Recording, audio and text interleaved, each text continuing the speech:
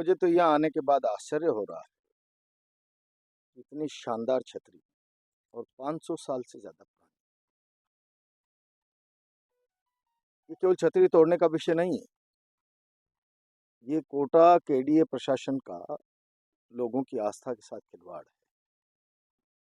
जो बताया लोगों ने कि आसपास के लोग रविवार के रोज सैकड़ों की तादाद में यहाँ आते हैं, दर्शन करते हैं, लोग मन्नतें मांगते हैं, मन्नतें पूरी होती हैं। और आप आस्था के स्थान को एक तरफ तो आप भगवान राम के नाम पर, आस्था के नाम पर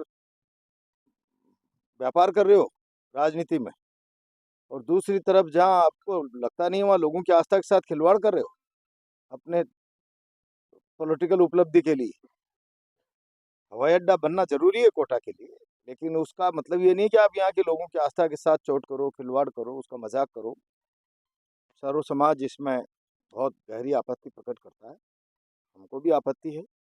और यहाँ सारे लोग बैठकर 4 तारीख 8 तारीख जो भी निर्णय करेंगे, हम पूरी ताकत से उस निर्णय में समाज के साथ क्यों नहीं बोलते हैं। वो निर्वाचित प्रतिनिधि का राइट रॉन्ग, अपना वर्जन, अपना पक्ष, जहाँ समाज की भावना से जुड़ा हुआ विषय हो उस पर रखने का नैतिक दायित्व बनता है उनका। अपना स्पष्टीकरण दे, वो इस छतरी को तोड़वाने के पक्ष में है या इसके खिलाफ है।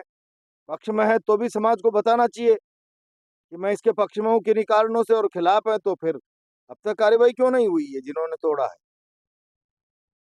राजस्थान में सरकार उनकी, केंद्र में सरकार उनकी, किस बात का इंतजार है। कहीं पर्दे के पीछे कहानी कुछ और तो नहीं है भाई।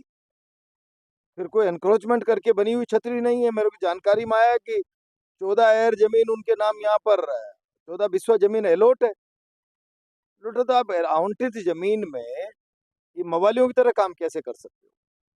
आवंटित तो साधारण आदमी की जमीन को भी सरकार नहीं ले सकती बिना विधिक प्रक्रिया के। या तो उसकी सहमति होगी या हाईकोर्ट का रिक्विजिशन का कोई न कोई आपका तौर तरीका होगा, उसके बाद आप ले सकते हो। आप आए, समाज से चर्चा नहीं की, खाते की जमीन है उसकी अनदेखी करके मवालियों की तरह आपने जेसीबी चलाकर एक आस्था के स्थान को डिसमेंटल कर दिया। मैं समझता हूँ बड़ी शर्मनाक, लज्जाजनक और निंदनीय बात है, और मैं इसका घोर विरोध करता हूँ। और बिरला जी अपना वक्तव्य दे, स्पष्ट करे स्थिति। वो इसको तोड़ा, उसके पक्ष में है, खिलाफ है, तो फिर अब वो क्या सरकार क्या कदम उठा रही है इसके संरक्षण के लिए। तो आप क्या समझते हैं? मैं समाज के साथ हूँ, और खाली राजपूत समाज की आस्था का विषय थोड़ी है ये। ये तो मुझे अभी बताया लोगों ने कि आसपास के लोग तो यहाँ जिस रोज टूटी है दहाड़े पाड़ पाड़ के रोए हैं। तो रोना यूं ही नहीं आता है भाई, बनावटी तरीके से। उनकी कितनी बड़ी श्रद्धा रही होगी उस स्थान पर जहाँ उनको आस्था पर चोट लगी है, तो फिर उनका हृदय भावुक हुआ है। मैं आऊंगा 8 तारीख।